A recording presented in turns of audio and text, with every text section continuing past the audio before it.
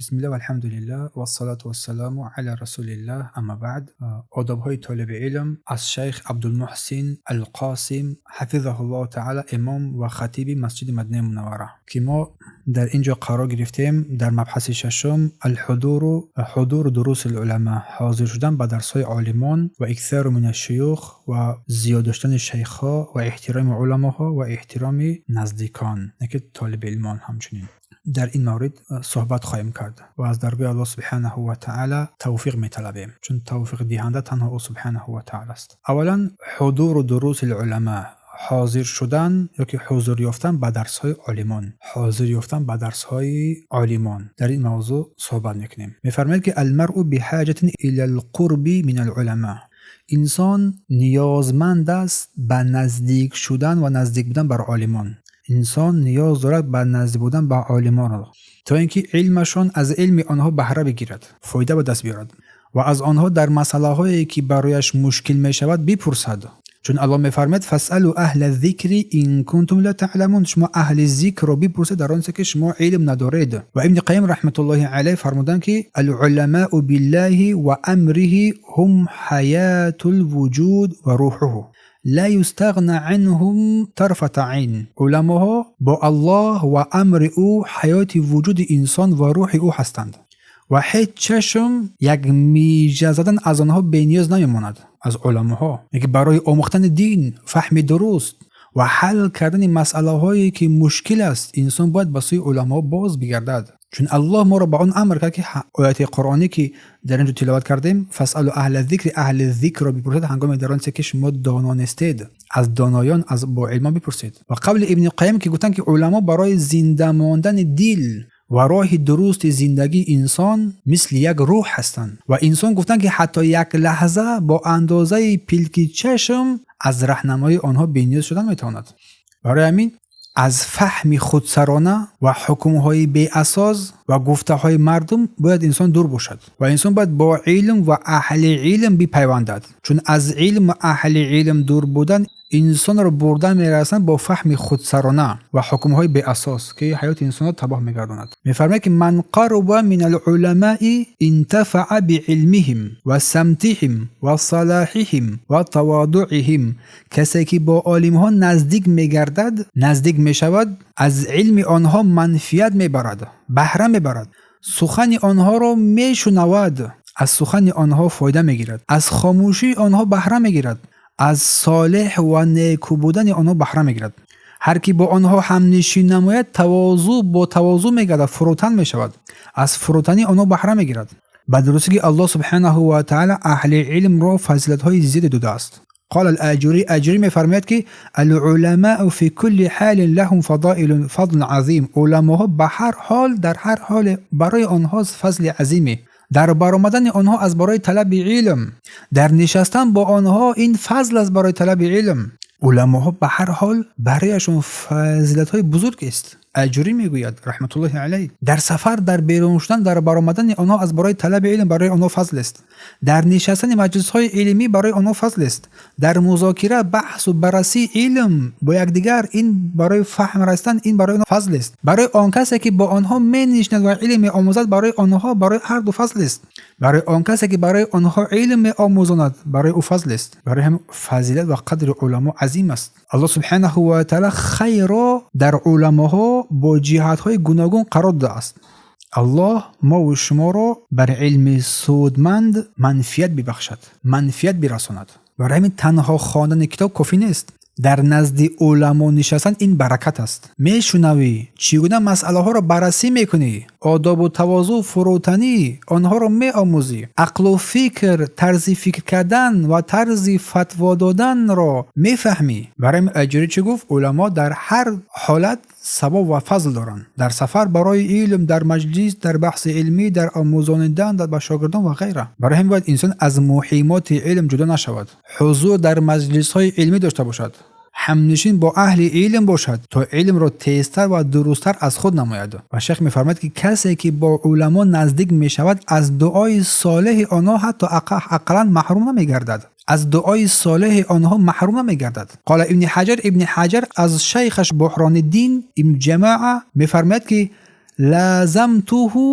زیادتا علی 3 سنین. میگه من او رو زیاده از 3 سال ملازمت کردم، با او بودم، لازم گرفتم، بر اجازت رسیدم. میگه اجازه نامه های زیادی رو از خود کردم گرفتن. و انتفعت ببرکت، با برکت علم عالم من رسیدم و با دعای او، با دعای زیادی او. پس مجلس های علمی که به سبب آن که در آن قرآن، حدیث، فقه، ذکر الله قرار میگیرد، این مجلس های نیکو هستند که انسان ها را به درجه های بالا میرساند. از بجای نشست های بیهوده، مجلس های بیفایده، مجلس های علم را انتخاب کن، چون مجلس های علم دل را زنده میگرداند.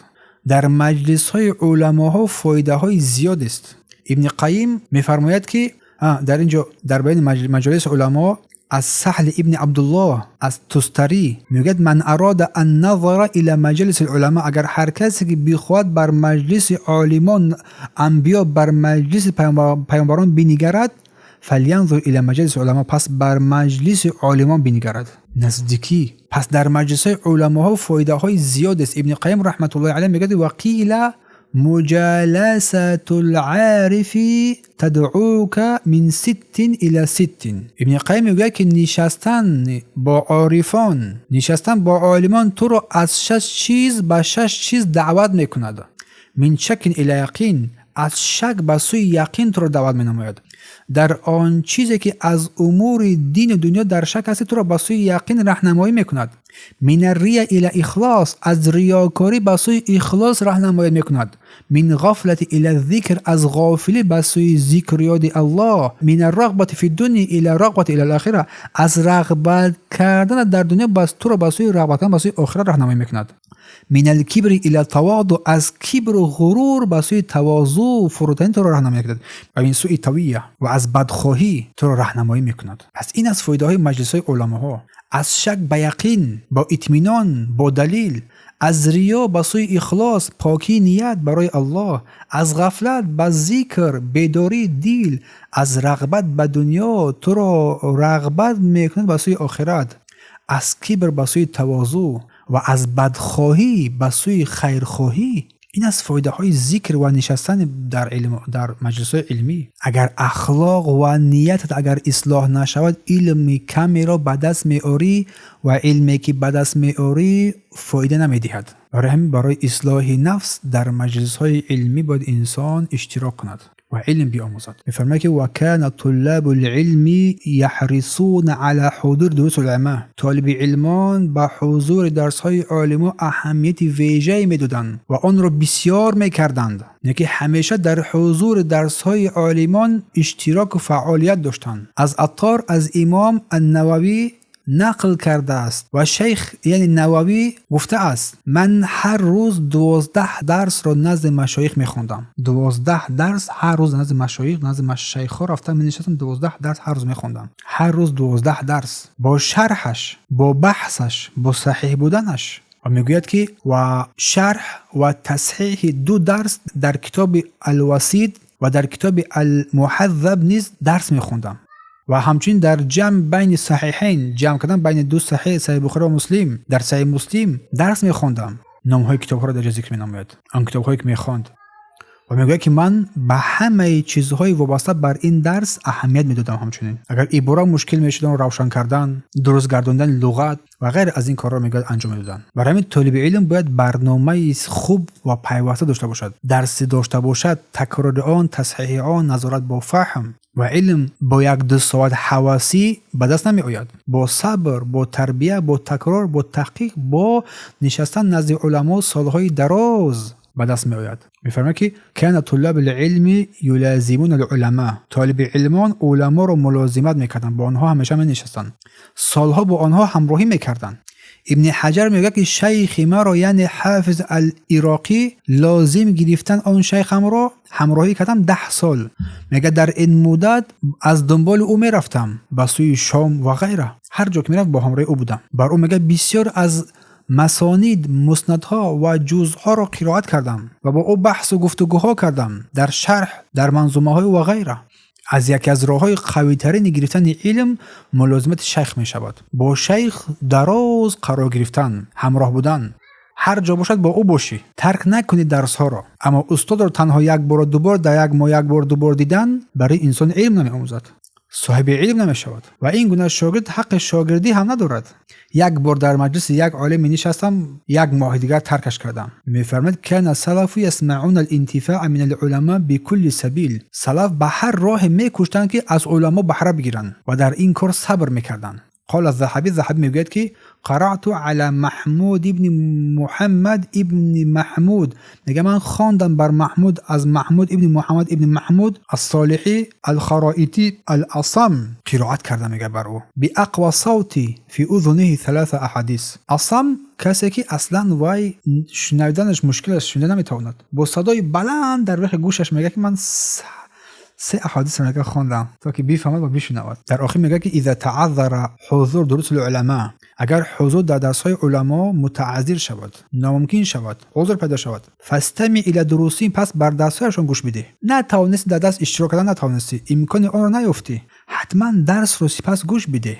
یا که اگر که در نشستن در نزد عالمان توان نداشتی، حتما درس‌های مباشر، درس‌هایی که افرمیشن از آنها بهره بگیر.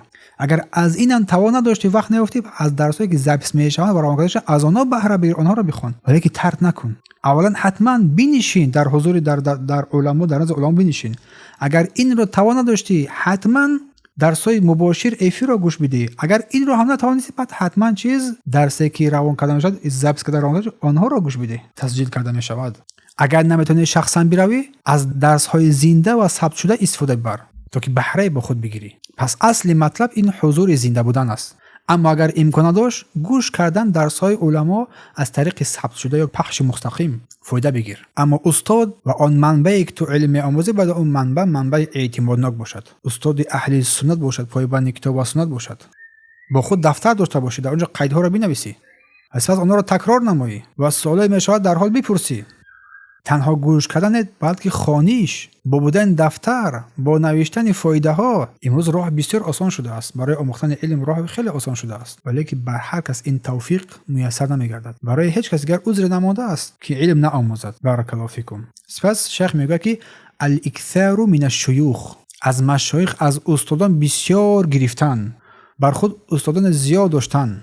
الله سبحانه و تعالی علما را برای تعلیم دادن مردم دینشان را اختیار کرده است و بر علما الله علم و فهم را عطا کرده است و آنها را از دیگر مردم در این جهت برتری داده است و طالب علم از سرچشمه علم که علما از آنها بهره میگیرد. برای این کار یک اهمیت بزرگ در حیات انسان دارد و سلف صالح بر این حریص بودند برای آموزش علم از علما زیاد بهره میگرفتند تا از علم آنها بهره بگیرند، از سخنان آنها بهره بگیرند، بشنوند و عبادت قول عمل خود را نیکو نمایند. امام بخاری رحمت الله علیه میگه که من از 1000 شیخ یا که بیشتر از 1000 شیخ نوشتم، حدیث نوشتم، زیاده از 1000 شیخ. محمد ابن اسحاق ابن منده رحمت الله علیه میگه که از 1000 شیخ بهره گرفتم، نویساندم. از 1700 شیخ من نویساندم. ابو سعد السمعانی میگوید که عدد شیوخ 7000، شیخایش استادانش 7000 به 7000 عدد میرسید،